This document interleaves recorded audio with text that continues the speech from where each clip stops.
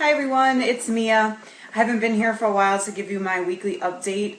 Things have been kind of hectic in life, so I wanted to hop on while I was actually thinking about it and sitting here at my computer to give you all an update. So I am 1 year, 7 months, and like 2 or 3 weeks post gastric bypass surgery. I say it on every single video. I should figure it out before I get on. I always forget, but somewhere in that range.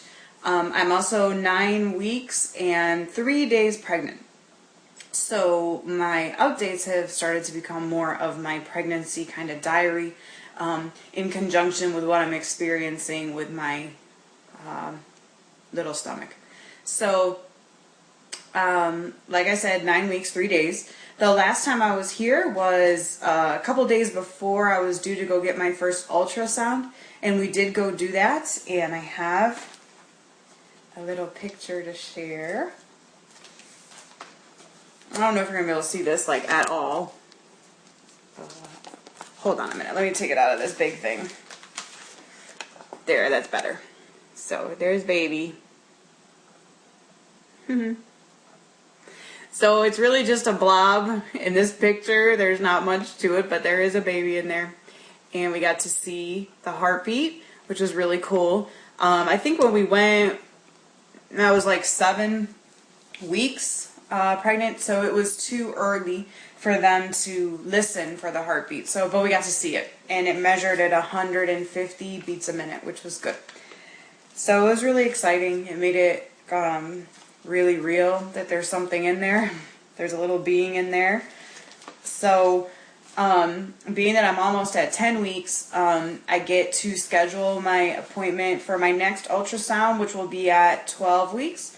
And that's where they do like testing for like skeletal abnormalities and I think Down syndrome and things like that. We were actually not going to do that test because that information doesn't really matter to us either way.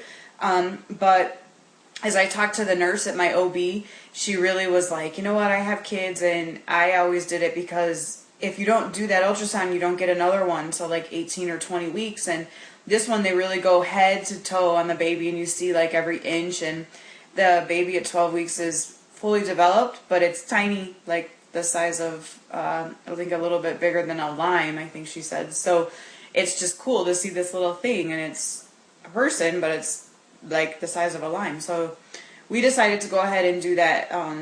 We're going to do that ultrasound more to see the baby again. We just want to see it and, you know, get another opportunity to have some little cute pictures before the next one, which will be at 18 to 20 weeks, where we can find out if it's a boy or a girl. Although I will say we call this baby a girl already. We call her Princess Peanut. That's what my husband has named her, or PP for short.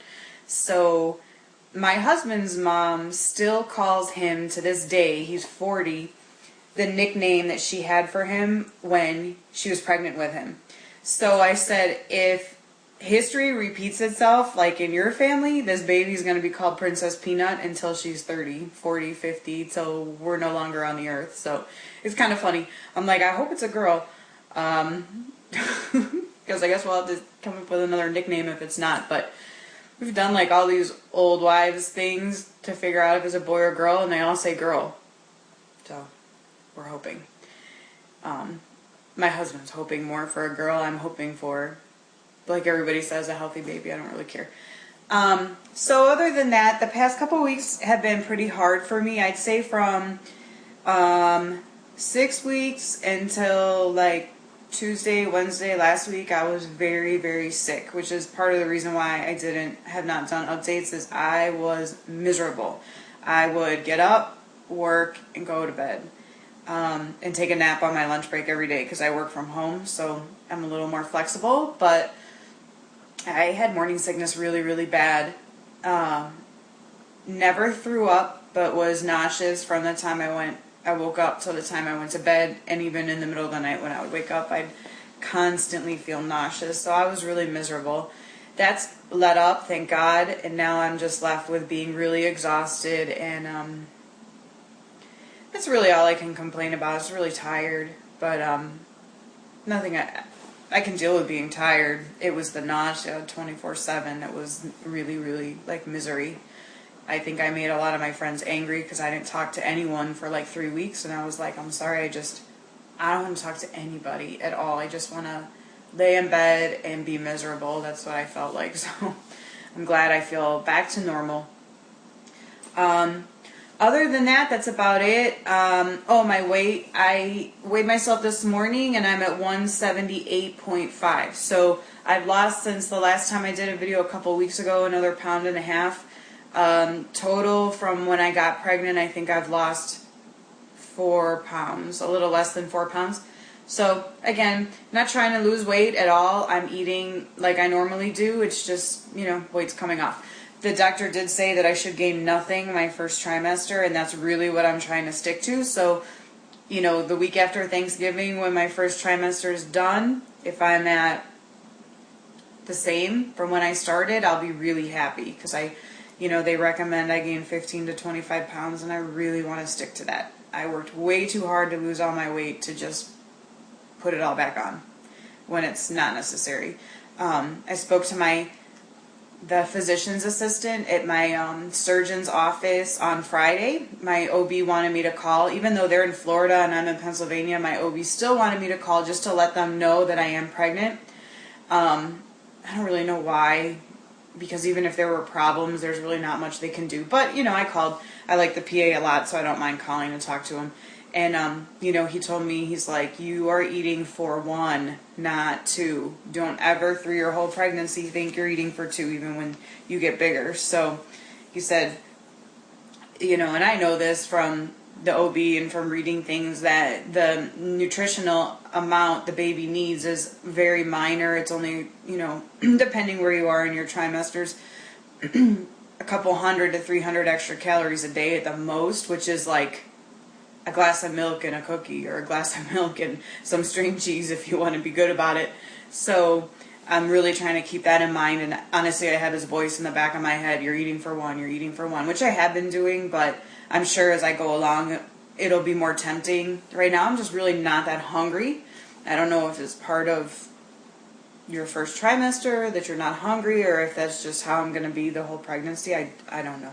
But again, like I've said in my other videos, I'm really happy to have a small stomach now, because I could see where you can get out of control, especially because a lot of women kind of take pregnancy as an opportunity to eat what they normally restrict themselves from. So I am glad to have restriction. I physically can't do that. There was one day we went we went and had Mexican food for dinner. I had a really crazy craving for like chips and salsa, and so we went, and I could have ate like 3 baskets of chips. I was just really hungry that day, and thankfully my stomach stopped me. I could only eat a couple handfuls of chips, and I got fajitas, and all I did was I just picked out the chicken and the peppers, and that was it. So I had like full protein for my actual main meal, and that was all. Like I brought home the entire entree essentially, because I barely ate anything.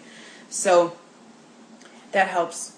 The tool does help even in pregnancy to keep you on track. And I just had to focus on eating more meals throughout the day to make sure I'm eating enough calories to sustain a pregnancy. So that's it for me. I hope you're all doing well. I'll be back next week, or I'll be back maybe Thursday, because that's like when my weeks change, when I'll move into 10 weeks. But we'll see. It depends. I don't know if I'll have much to say between now and then. So talk to y'all later. Happy Halloween if you have kids. Have fun tonight. I wish I had the bowl close to me. We talked to our neighbors, since this is our first year in Pennsylvania.